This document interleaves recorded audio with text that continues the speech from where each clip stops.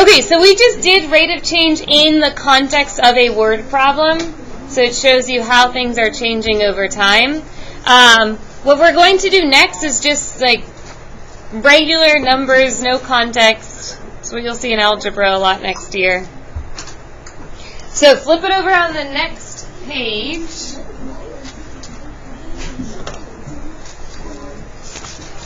This is part 2, rate of change and graphing lines. To find the rate of change from a table, we're looking at change over time. So we're looking at how our y value changes over how our x value changes.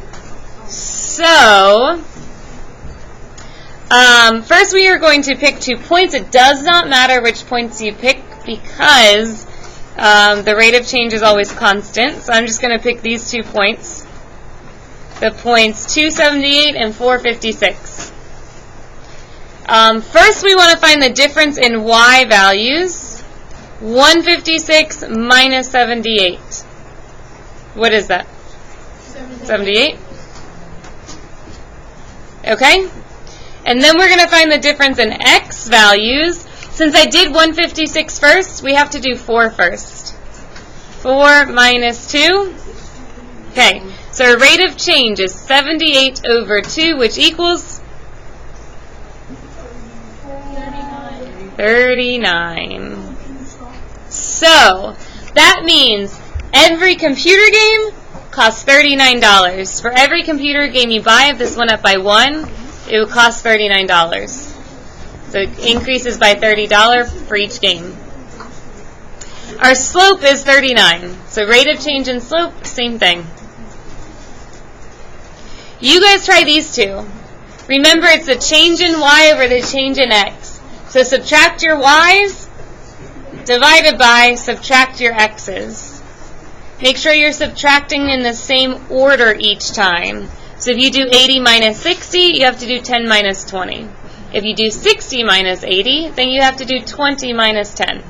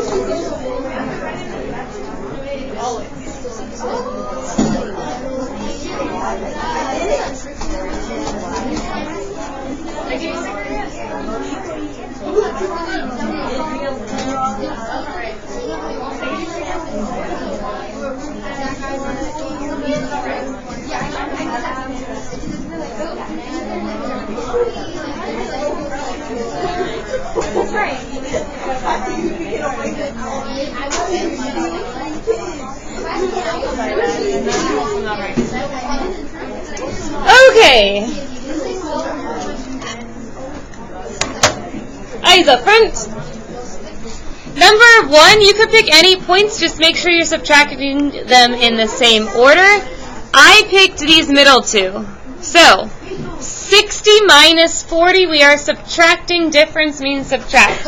We're finding the change over time, so we need to find the difference over time. 60 minus 40 is 20. 20 minus 30 is negative 10. 20 divided by negative 10 is negative 2. We could have done that with any of the points. If I pick these top two, 80 minus 60 is 20. 10 minus 20 is negative 10. 20 over negative 10 is negative 2.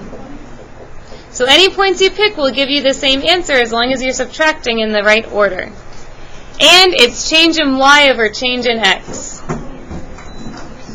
If you forget, look up here. This next one, I picked these bottom two. Negative 2 minus 1 is negative 3. 10 minus 5 is 5. So our answer is negative 3/5. We could have picked these two. 7 minus 10 is negative 3. Negative 5 minus negative 10 is 5. Negative 3/5. You get the same answer. Okay? Questions? Alright, last step, writing equations from a graph. First, we need to identify our y-intercept. Our y-intercept is where the graph crosses the y-axis. This graph crosses the y-axis at 3.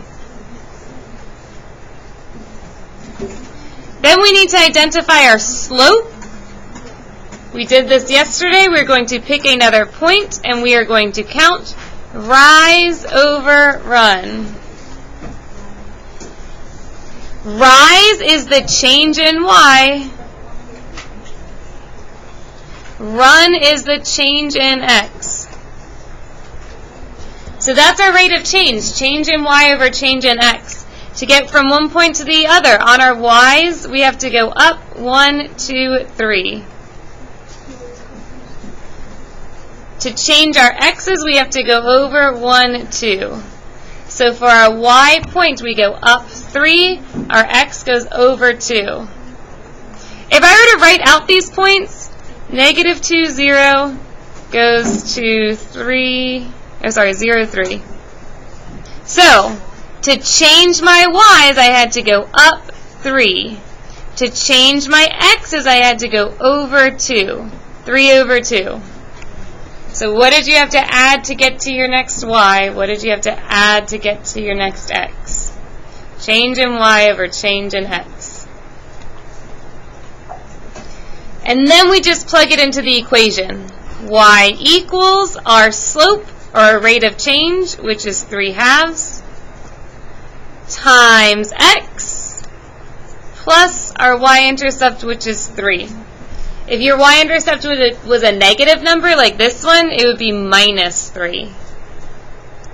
Or plus a negative 3, but we should always write minus. Okay, you guys try the next two.